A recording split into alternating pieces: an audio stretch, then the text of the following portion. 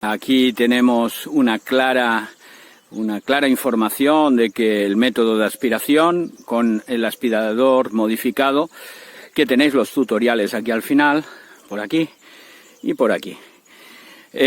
Bueno, que sepáis que realmente funciona y que vale la pena utilizarlo porque te facilita mucho el trabajo y ellas tampoco sufren, ¿vale? Da un like y suscríbete y apoya al canal. Bueno, como vais a ver,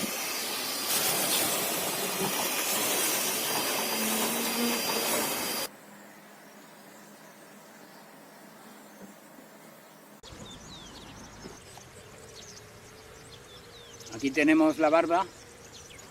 Fijaros con la barba, fantástica barba, y ahora con un golpecito nada más la vamos a introducir.